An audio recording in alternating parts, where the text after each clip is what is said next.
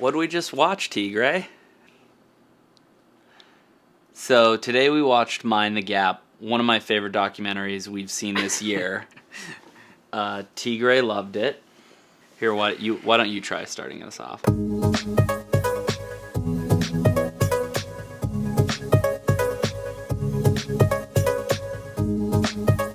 We watched Mind the Gap. Okay, so it's really impressive film.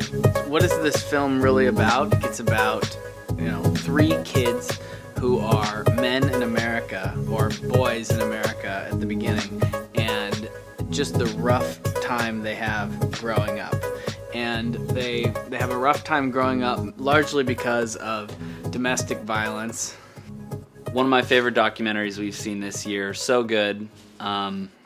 It really just is about three kids growing up, going into adulthood, and it feels like such a deep and authentic peer into their lives, and so well filmed. One of the best filmed documentaries, very cinematic, and Bing, this kid who made it, he's one of the original three friends that the documentary follows, is the filmmaker himself, and it's incredibly impressive how skilled he is at producing moments that feel both super specific to his friends, but it's very relatable to the struggles of growing up, not getting what you need in your youth from his parents, and then a lot of fun and endearing moments too. And as we talked about, I loved how the movie starts off very fun, showing them skating together, joking around, and despite the fact that one of his best friends, Zach, has a son at 18, he's very relatable and it's not very depressing to watch them. They seem like one of your best friends you could have known or someone you knew in high school. And as the documentary transitions, there's a huge dramatic shift from the kind of playful and funny vibe of this crew palling around to what we start to peer into when he takes the camera back home and looks at what their home life is like, what their parents treated them like, and what their life becomes when they start having to come to terms with paying bills, trying to get jobs, and just survive as young adults. Yeah. When I watch this, I feel like there's really two main reasons why it's so compelling. The first is that the filmmaking is extremely good. So you can tell essentially it's three skater kids who, for a lot of the video, especially the early videos you see, are probably them kind of screwing around, taking a bunch of shots, and taking kind of funny outtakes of them skating. And a kid who clearly comes from that background, my guess is that's his first time with a camera, becomes a great filmmaker. Is clear through the process of this, because what we're seeing is extremely well shot. The angles, everything that when we see a shot inside of a house or inside of a restaurant, it feels like you're watching a film. And that's one of the most successful and compelling things about this, because you're watching nonfiction, but the characters and the filmmaking is of such a high quality, or the drawing of the characters is such a high quality, that it almost feels like you're watching the character development parts of an actual film, a piece of fiction. And the other reason why it feels like a piece of fiction is because although it is a nonfiction piece and drawing on characters, all of the themes feel like universal themes, like you would go for in fiction.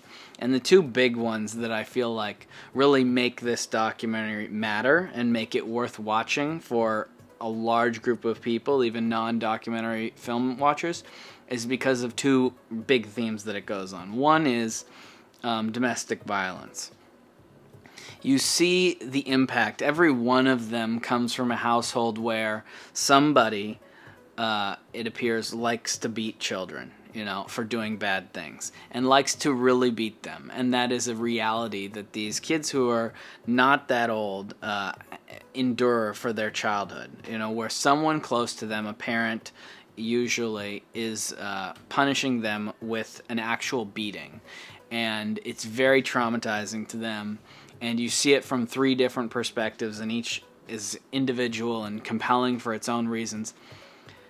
But the big tragedy there is that it appears two of them look at it properly as a bad thing that happened to them, and one of them you can tell is going on a different path, which is a person who would continue the cycle of violence.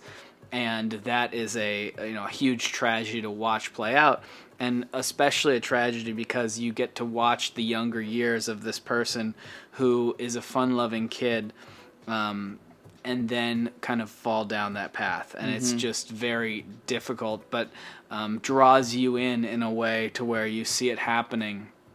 So the tragedy is all that more real because you've seen this character through the process of becoming a person who would beat a girlfriend, even though he can tell jokes and make you laugh for the first 45 minutes of the movie. And so that's a real tragedy there. The other big theme, I feel like, is the theme of, will you overcome your obstacles, or will you become the worst version of yourself that you could possibly be? Will you be victim to your obstacles? And that is really also in flux in this movie, or at least a huge part of the character drawn out. And I remember, the most important there's a couple monologues by one of the main characters, Zach, where he's talking and talking and talking, and he says some pretty profound things when you see them juxtaposed with different places of the movie. The first time is where he essentially criticizes the conformist American dream, where he says, if someone wants to go and get a regular job and, have a house and a wife and 2.5 kids and a snowmobile and a nice car, fine for them. But it's not my fault that they can't have an idea of their own for their entire life, which is a good critique, I think. Even if you want all those things, it is a good critique to say, did I arrive independently at wanting these things, or am I just conforming? Am I just a conformist, and am I really just a robot in my own life? But the flip side to that is that he is a rebel from that, right? There's a little bit of authenticity with the rebel of the skater life and non-conforming, but what you see the rebel go into towards the end could not looks exactly like a caricature of a person who is small-minded, beats women, and justifies it, and is an alcoholic. And the caricature of what he turns into could not be more conforming to what you would imagine in fiction of that character as you actually see in a nonfiction setting. And the idea that he's somehow rebelling from the conformity of the proper life, and yet to see someone who makes a good critique like that then fall into a conforming to the worst basis of what you would expect an American male to turn into, is so sad, because there is no rebellion to be had in this case. It's non-conforming from one thing to just be a standard American version of a tragic male who is insecure and small and abusive to women and does not take care of their child that they had, at a very young age, and has to be forced to pay child support, and just this tragedy unfolding that conforms to so many common American male paths.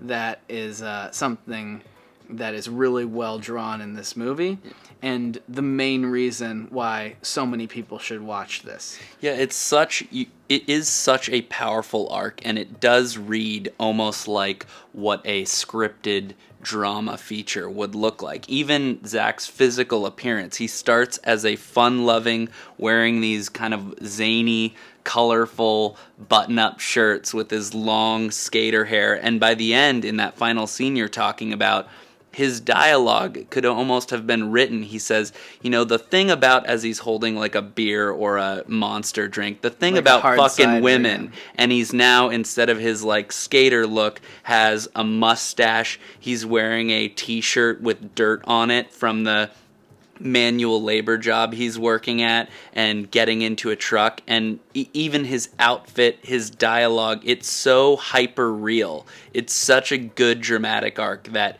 it gives you the sensation that a scripted written feature film would, which is so amazing that he captured that. And to the what you were saying about the themes, which there was race too. It wasn't the central theme, but a lot of generalizable themes in domestic abuse and in race. And two of the best moments, I thought, were that other moment with Zach, where Bing is in the back of the car, and Zach, his good friend who he's grown up with, who has a kid, and the mother of his child are sitting in the front seats, and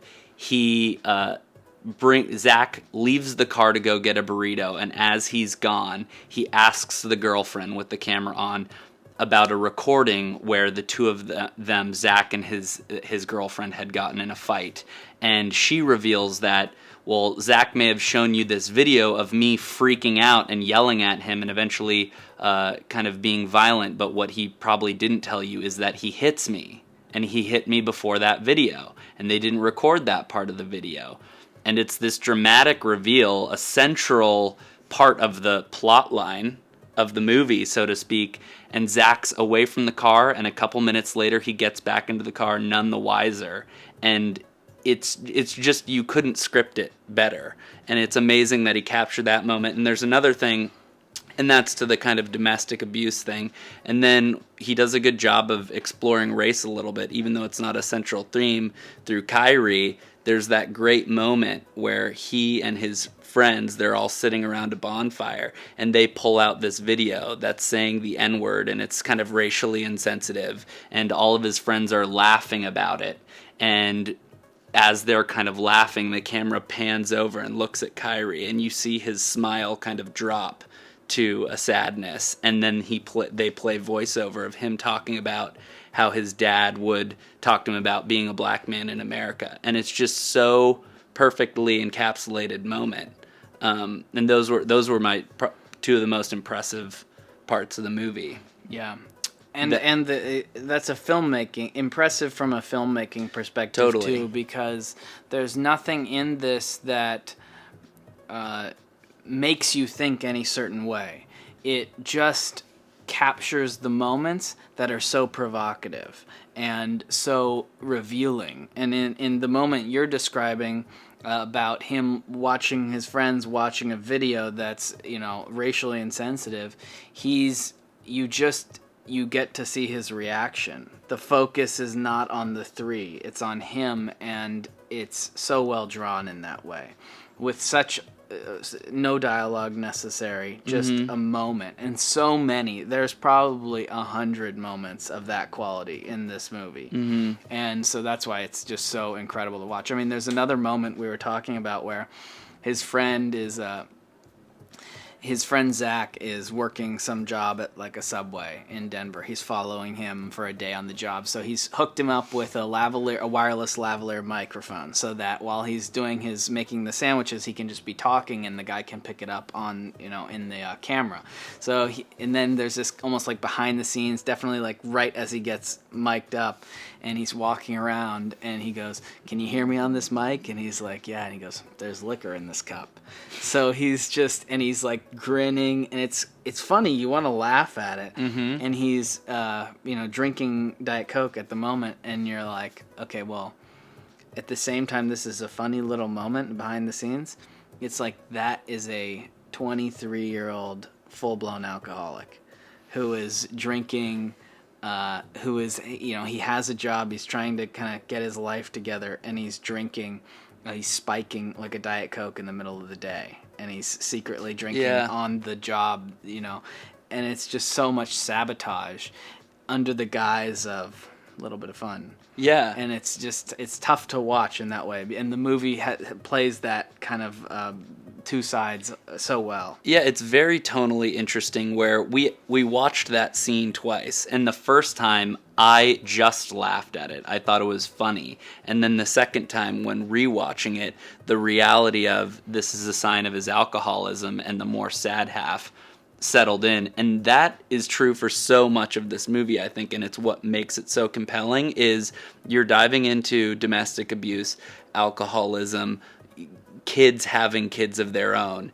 But the three main characters, Zach and Kyrie especially, are so compelling and they're so relatable and they just feel like kids you would know, and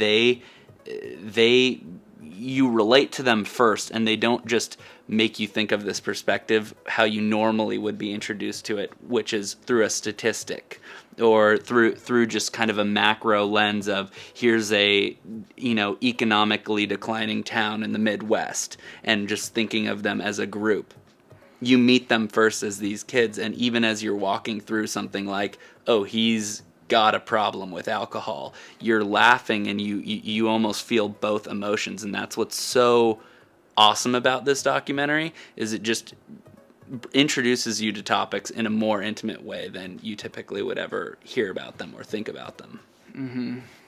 It's great characters too. I mean, that's the essential component that we've had. I mean, Zach is just such a complete character that you see so many sides of him, and he's dynamic, he's complex. I felt like I knew him in the first half of the documentary, and then at the end there's this amazing, from a cinematic perspective, amazing reveal that he actually did hit his girlfriend and the mother of his child. And you just didn't, if you had asked me at the first half of the movie, I just didn't see it in him. Yeah. He looks like a Hollywood character in a way, just from appearances, and he does make you laugh, and perhaps, there's a certain familiarity with all of these kids, and a certain growing up in the 90s or 2000s, or maybe even today, with this kind of familiar counterculture that is among young men, young boys in America, this way of kind of going off together and low grade, being a nuisance. Like skateboarding is definitely an easy way to do that, kind of low grade, be a nuisance, be out there in your cars, running around. And so these, I don't know, these kids are very interesting in that way and compelling and draw you in. But Zach, I think it's the same point as before, really. It's the rebelliousness that he almost seems you want him to have, this kind of very American, just a running off kid, kind of teasing people, screwing with parking cops, that kind of thing. Mm-hmm. It's so tragic for that rebelliousness to eventually be channeled into the most basic and worst rationales that an American drunk who hasn't really done much would spew out of their mouth. And it's so non-rebellious at the end. You describing the way he looks, that his t-shirt is dirty, maybe from some manual labor. In a way, there's I don't want to make that sound like it's a problem that he's wearing a t-shirt or doing Mm-hmm. manual labor. The real problem is that the words that come out of his mouth are as if he never spoke them, are as if they're coming from some sort of script of the most basic thing you could ever Mm-hmm. possibly say. There's this line about domestic abuse, which is the most tragic in a way, where he says he's wanting to basically admit that he hit his girlfriend. And he says, he's about to say it, and then he says, you can't be violent with women, okay? But there's sometimes where you just need to slap a bitch. Does that make any sense to you? And he kind of like grins a little bit, and it's like, well, no, I mean, just say that 10 times. That is clear. That sentence makes no sense at all. It is clearly in opposite, but you are holding those two thoughts in your brain because you're not processing. And it's just like, yeah, no, there is an absolute lack of accountability, reflection that so typifies what you expect a person who's looking the way he's looking by that time in the film to say. And it is such an indictment. And it is not mean to be like, no, what you're saying makes no sense and is horrible. And yet, I mean, Bing doesn't have to come on you. It's just so easy to do from the film. But they let you like this guy for 120 minutes to then have him say that at the 121st minute or whatever it is. And that's a great film to do such a, to do it that way. And also Bing is a kid who was beat. They were all beat. And it's so tragic that he's become this way.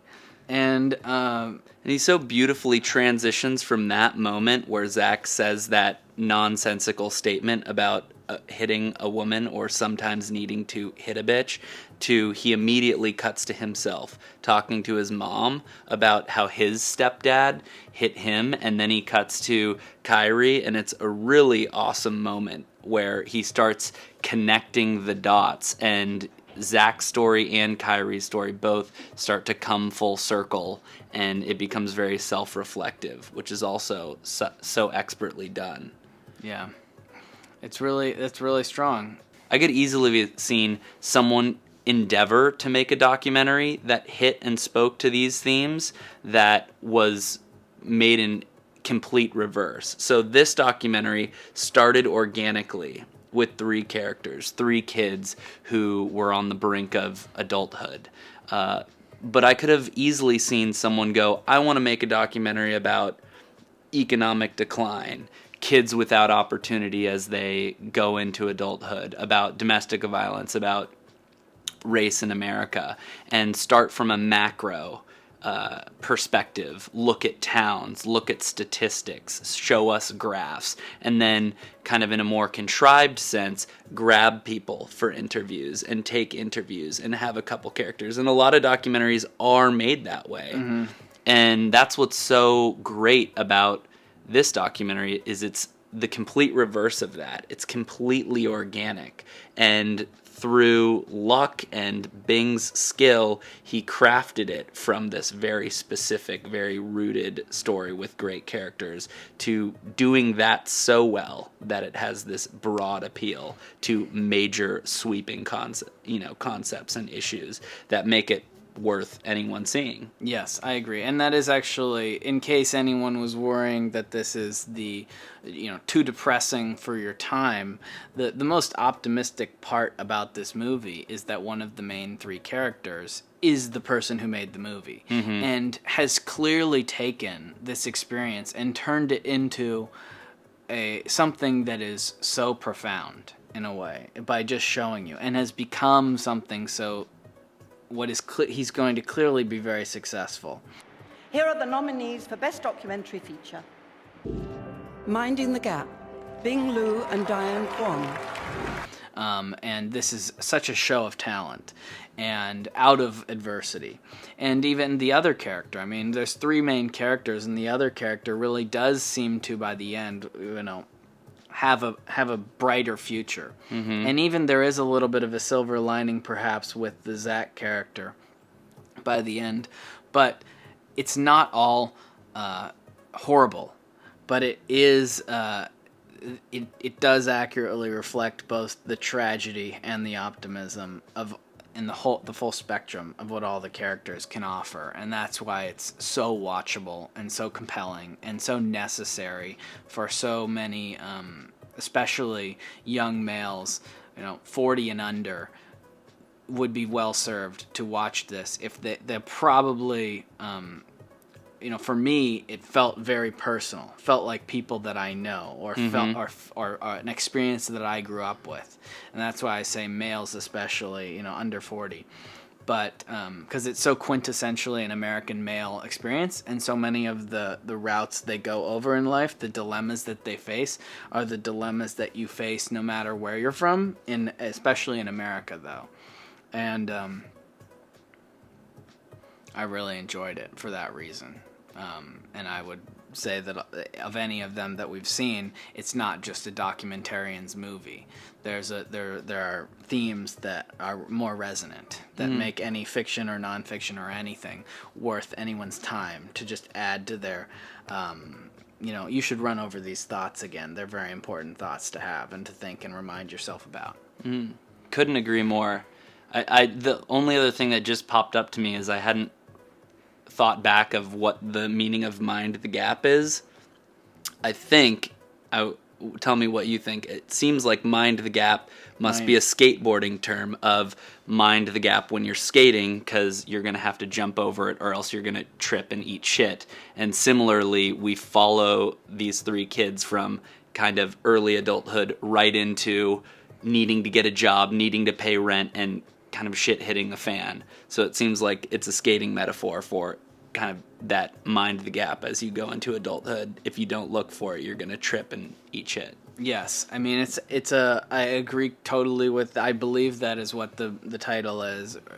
For minding the gap, meaning there's a gap, a physical gap between maybe this ledge and that ledge when you're running with a skateboard, but also there's a very real gap that's often unseen between the age of 18 perhaps or late high school and when you're a full adult. And it's a very, very difficult transition, even if you do go to college and after that. It's a very difficult transition into full adulthood, and not everyone makes it out well. It's definitely a separator time in life, and that's so clear in this movie.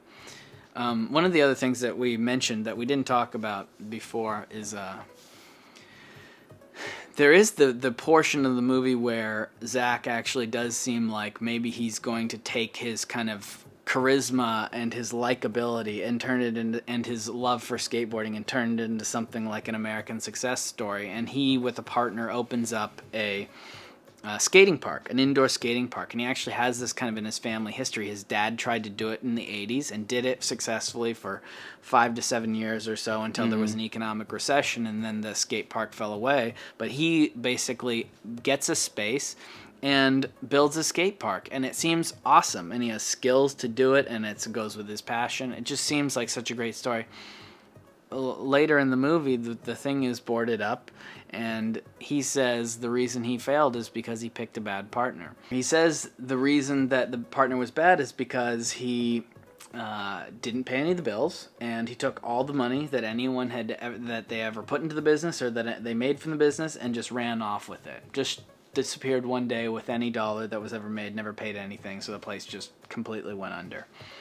And what's so difficult for me to see there is that it does show you that there is even a very big difference between being able to successfully run a business without the proper skills and not. Because you would think that running a business for a skate park would just require passion, the ability to build it, the charisma to get people to come, all the types of things. But the truth is that a person cannot be successful with a business in the United States without a full-scale responsibility, especially for finances. And it is a story that I've seen in many other contexts before, and it's kind of a subplot in this. But I do feel very sad for the fact that you cannot succeed with a business if you don't have a basic understanding of what's going on with the bills and the numbers and the finances. And I think that a lot of people think they could. They just get someone to handle the numbers or the finances or whatever. But that is, at least at this point in time, and unless maybe you're very lucky and you get someone who you can trust immensely to handle that for you, who would never betray you no matter what, which pretty much doesn't exist. Even family members and personal managers have screwed over people before in their business affairs when they outsource that.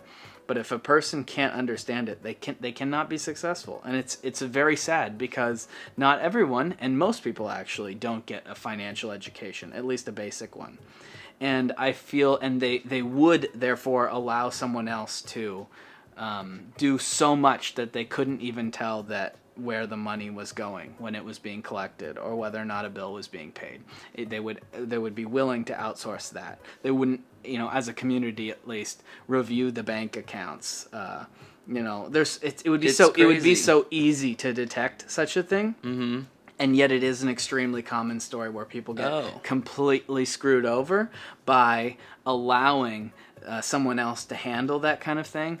And it's just, it's tragic because it's so common, because people do think you're allowed to do that. And I would just say you can't. If you want to be in business, or you want to have a successfully protect yourself financially, you do need to learn. You do need to actually have a basic understanding, and you do need to do a regular review. There's no alternative unless you are okay with getting completely screwed over at some points in time, because you cannot trust. A business partner, whoever it is, even a family member, you cannot just say, "Oh, you are 100% and I am 0%," as far as even understanding what we're doing or what's going on. Yeah, your point is think of the area of athletes and musicians even who have an excess of talent and an excess of income coming in the door, and they're notorious for going bankrupt. Yeah. Your point is proven to the extreme. Over and over. And often there's a spending component to that, and a fact of an entourage and a family who wants money, and will basically more people who are needing to be a piece of that income. Mm-hmm. And that's also an indictment of the class system of the United States, and that can have that reflect. But there is so many stories of just a person making a bad business decision because they didn't make a business decision. Mm-hmm. Yeah, they say it's a bad business decision. They say it's someone else who fucked them over financially. But what you really get when you peel back the layers is they decided they weren't going to make business decisions anymore. Mm-hmm. They weren't going to know anything about finance. And it's not like you have to know a lot, but you just have to, if you're going to have a business and you're going to run it and you're going to be vulnerable to being completely fucked, you need to know where the money's going when it comes in, even if you're not the person who ultimately directs the bank accounts and everything. Or else you are vulnerable, and a person will... Well, it's interesting for you to talk about this in the context of Zach, because he clearly doesn't have the mental concept for what you're talking about. To him, it is, in fact, hey, I have carpentry skills, I know how to build a skate park, and I've got the passion and the enthusiasm, and that's what I need. I just need the numbers guy, and even in failure, the lesson has not been learned. Yes, and I honestly think there is a little bit of a fraud perpetrated on people in the United States about how much they need to know about money. And basically on the side of, you can not know too much. You can have a person do your taxes. You don't need to know a single thing about what's going on. You can have a person handle your business affairs. All you need to do is focus on a few things, and I just don't believe in that version of a person as far as being a resilient person and actually being able to successfully run a business. And I do think that a lot of people, you see it on Shark Tank, this notion of right? I'm just the ideas guy. He runs the numbers. They run the numbers for me. I'm the ideas man. Yeah, it's I mean, I would love it to be the truth. If that's the way. It sounds great in your head. That business could work, but it's another example, a very strong example of what people don't understand about what's happening with business in America. That is where you cannot fail in certain categories and still succeed.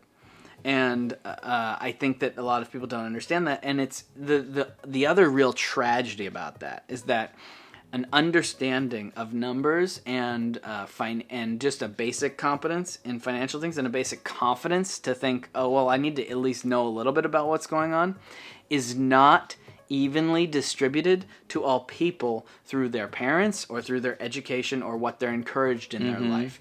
And I think that is a built-in disadvantage for people. They think, oh, a business, that's not necessary for a business. It's like, no, you actually, if you can't understand everything that a business would do with a bank, and you can't actually educate yourself to that, if that was the task that you were supposed to be overseeing partially, or that you would be so intimately involved with, the failure or success of your life dream would be tied up with that, you cannot fail there. You cannot not get educated. That's the thing too. Remember in The Wire? Have you seen The Wire? Mm-hmm. That's the thing Season 1. that's so admirable about Stringer Bells, who is Idris Elba's character in that movie, where you see him. He's basically the like number 2 of the drug organization, and the number 1's good at power and everything else. But Idris Elba is taking economics classes at the community college on the weekend, and they don't make much of it of the show, but it's a thing where you're like, oh no, this guy is gonna get it. He's gonna be the best drug kingpin there is, because he's actually not gonna fail at any of the business. And you can be great with marketing, you can be great with power, you can be great with whatever else someone might take to think that it, to have a successful enterprise. But if you want to be successful long term, all the way, you just have to self-educate too. Anyway, it's easier than ever, but still, it is a tragedy, because it's clear that he was not educated very well. That's obviously part of the movie, and he didn't have the best influences, and he had all the right passions and charisma and everything else, but he failed because he outsourced to obviously a scammy person who he was not able to detect also. But and it's another tragedy just baked into a little subplot of this story. Yeah, one among many. Do we have anything else to say? I think we've got a lot of good stuff. Loved it. Yeah, loved it too.